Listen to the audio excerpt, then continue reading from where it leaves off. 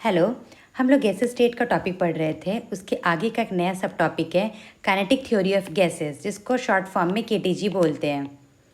तो kinetic theory of gases में कुछ अजम्पशंस हैं, तो एक एक करके पहले सारे अजम्पशंस को पढ़ेंगे और उसको हमें समझना भी और याद भी रखना है।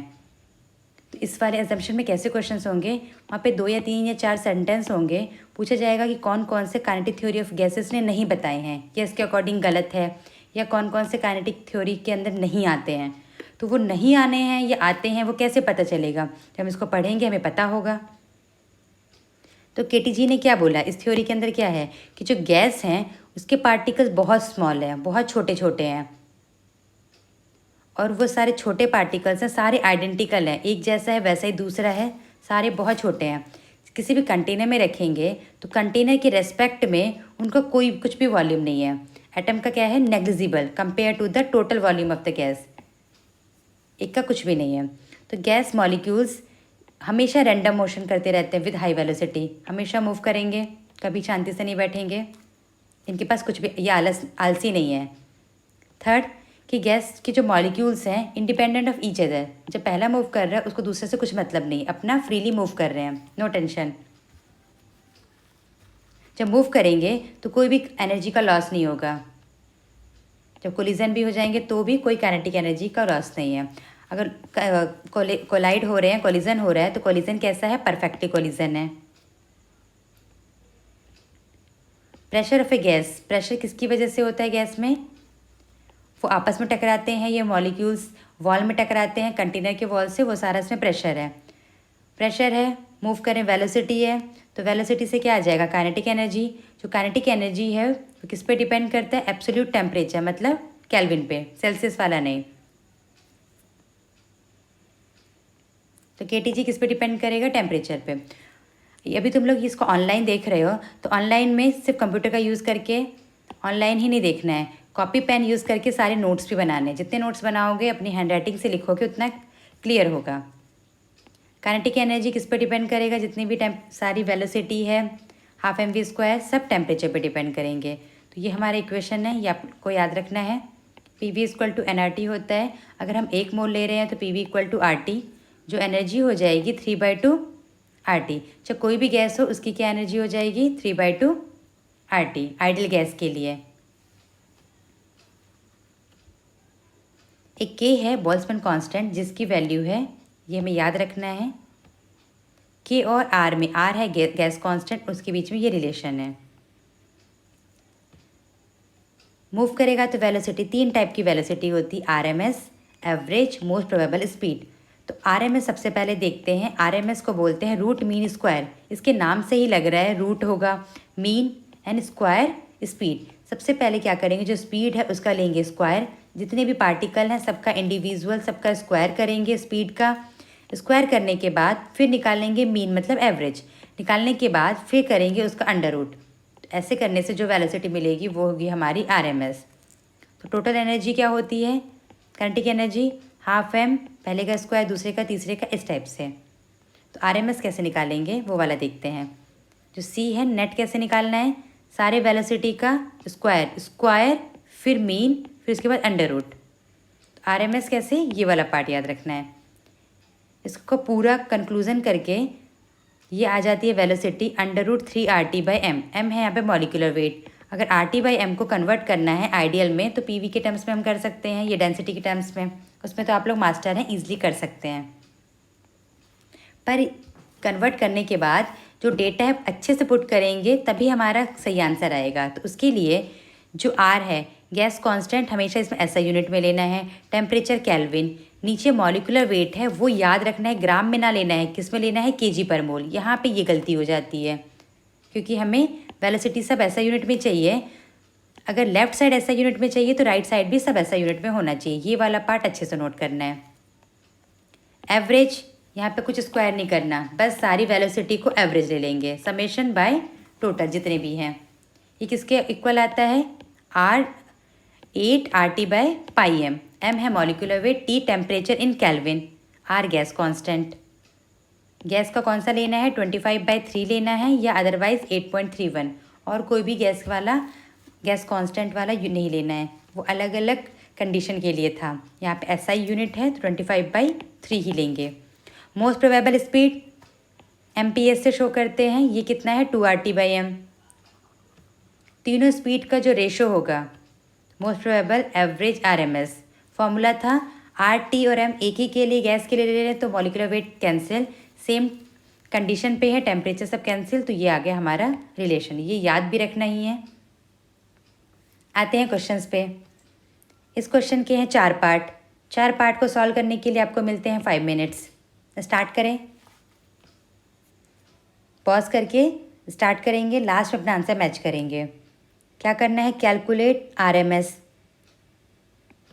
RMS भी निकालना है, एवरेज भी निकालना है, तीनों वेलोसिटी निकालनी है।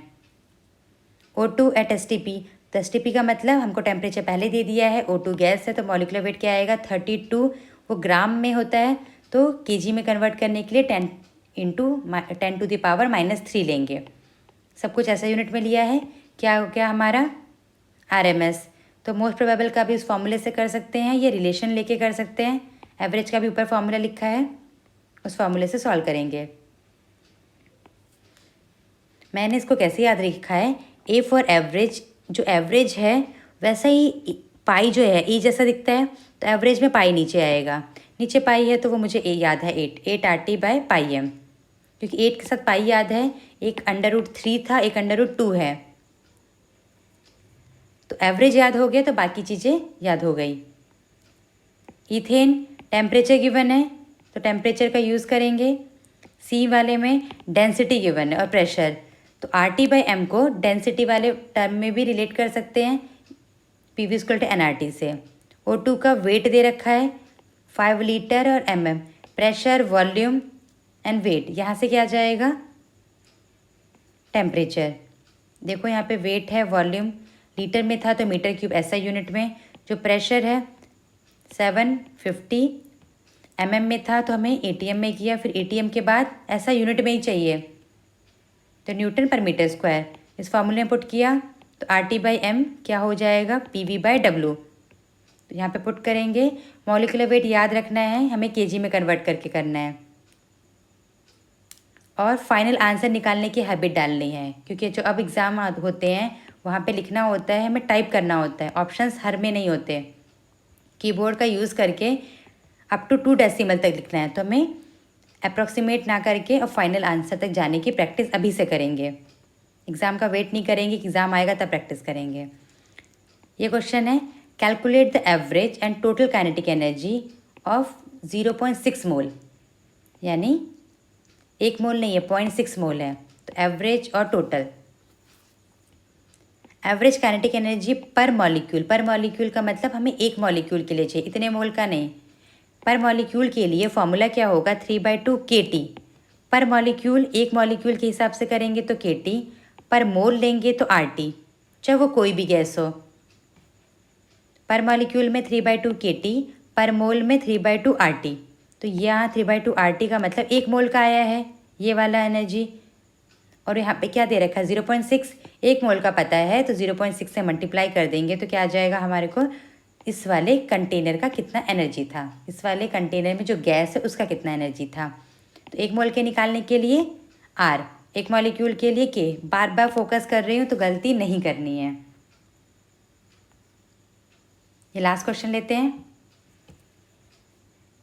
यहाँ पे स्टेटमेंट है, स्टेटमेंट में देखना है कि कौन सा ट्रू नहीं है, तो क्वेश्चन में नॉट वाला, इनकरेक्ट वाले पे ज़्यादा फोकस करना है। नॉट दे दिया है तो गलती बिल्कुल नहीं।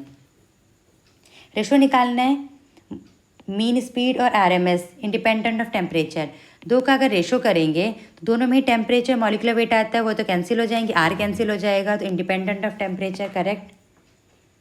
Square of the mean speed of the molecule is equal to the RMS, ये दोनों अलग अलग चीज़ें हैं, क्योंकि मीन का स्क्वायर नहीं करना है, RMS में स्क्वायर लेके फिर उसका मीन निकालना है। मीन मतलब एवरेज, पहले सब स्पीड का स्क्वायर करेंगे, जोड़ के फिर डिवाइड करना है।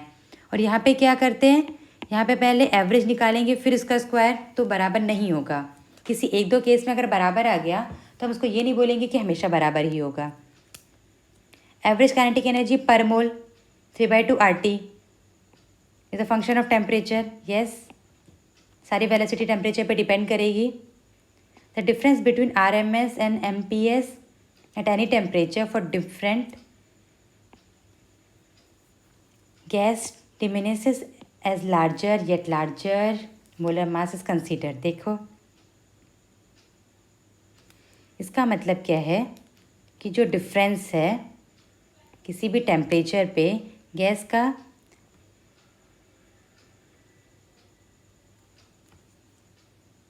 डिमिनिसेस एज लार्जर, मतलब कि ये जो मॉलिक्यूलर वेट है वो नीचे आता है। अगर वो लार्जर है तो ऑब्वियसली क्या हो जाएगा, वो कम ही हो जाएगा। तो वही बोलना चाह रहा है वो, अलग अलग गैसेस के लिए अगर मोलर मास ज़्यादा है तो वो क्या हो जाएगा, कम।